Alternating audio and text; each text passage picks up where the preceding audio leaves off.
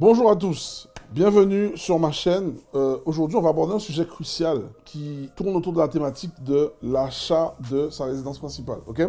Et souvent, j'ai remarqué qu'il y a pas mal de personnes qui font la même erreur. Et cette erreur-là, ils la commettent vis-à-vis de l'agent immobilier. Je t'assure hein, que tu devrais rester jusqu'à la fin de cette vidéo parce que ce que tu vas apprendre va te permettre d'économiser des centaines de milliers d'euros, ok? Alors, c'est parti, installe-toi bien, abonne-toi si ce n'est pas déjà fait. Je présente à ça, moi je suis William, passionné d'immobilier et j'ai aidé des centaines de personnes à acheter leur maison de rêve ou investir dans l'immobilier pour avoir des compléments de revenus. Je suis investisseur moi-même depuis plus de 13 ans aujourd'hui et je suis un passionné de ce domaine. Donc, je vais te parler un peu de cette erreur que la majorité des personnes font. C'est lorsque tu refuses de partager ton budget en vue de ton acquisition immobilière. Et je sais que là, tu es en train de te voir là, dans ce que je suis en train de te dire. Des fois, quand on te demande quel est ton budget lorsque tu vas acheter une maison ou lorsque tu veux faire de l'investissement immobilier, tu veux garder ça un peu secret, tu veux garder ça un peu tabou. Et le problème, c'est que si tu ne donnes pas ta plage financière, ben on ne peut pas te présenter les bons produits qui vont matcher avec toi. Et c'est une question aussi de timing, c'est une question aussi de confiance. Si tu ne donnes pas les éléments pour travailler, le problème que tu as, c'est que tu risques de tomber sur des personnes qui vont te faire voir énormément de bien et qui vont pas matcher dans ton truc et qui seront peut-être trop hauts par rapport à ton budget, qui seront peut-être trop bas par rapport à ton budget. Et au final, tu vas être déçu parce que tu vas pas saisir pleinement ce qui correspond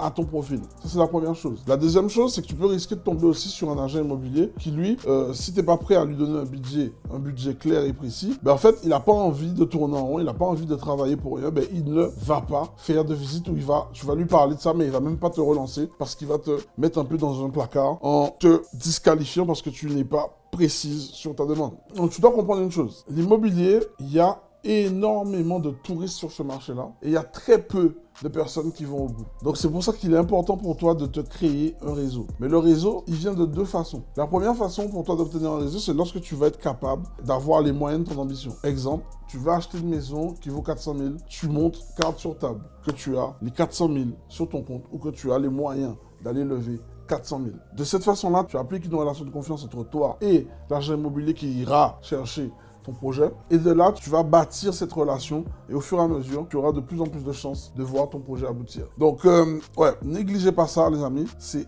extrêmement important. Donc, si tu comprends bien, au début, pour cette personne-là on va les nommer, hein, donc Alice et Paul, donc c'est des personnes qui au début ne voulaient pas partager leur budget. Ils sont tombés sur un agent qui est courageux, motivé, leur a fait faire énormément de visites, mais malheureusement des visites qui ne rentraient pas du tout dans leur budget. Et ces visites, à force de les répéter, ont ancré chez Paul et Alice cette fausse croyance de penser que l'immobilier c'est pas pour eux et qu'il fallait énormément d'argent pour démarrer. Ok? Donc l'histoire à tirer de ça, c'est fais confiance à ton agent, montre-lui ton budget, donne-lui des preuves concrètes de ton budget pour lui donner des éléments qui vont l'instinctiver à aller travailler pour toi. Et puis, n'aie crainte. C'est parce que tu montes ta capacité ou que tu montes ta situation financière qu'il va influencer tes choix. Non, lui, il en a besoin. Il a besoin d'une base de travail. Ok? Donc, tu comprendras bien que ça, c'est vraiment le nerf de la guerre. Il faut vraiment que tu évites de faire des erreurs vis-à-vis de ça. Ben, j'aimerais savoir si, par exemple, toi qui m'écoutes, tu as acheté une maison ou tu es en train d'acheter une maison aujourd'hui, ben,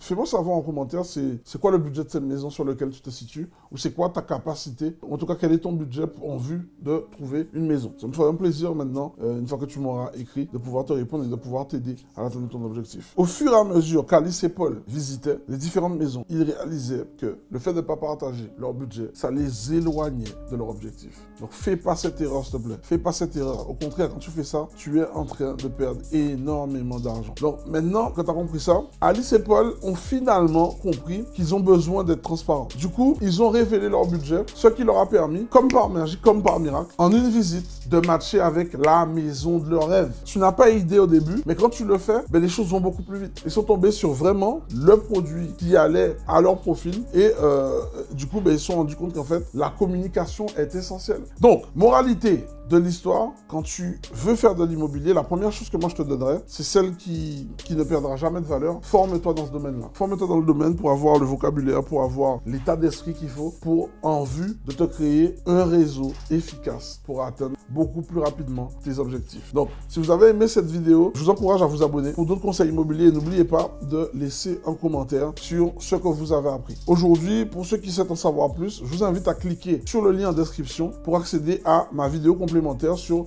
les erreurs à éviter lorsque tu achètes une maison. Donc, merci d'avoir regardé et rappelez-vous, acheter une maison, c'est une aventure sérieuse. Et avec les bons conseils, vous pourrez justement atteindre votre objectif ambitieux. Je vous dis à très vite. Ciao.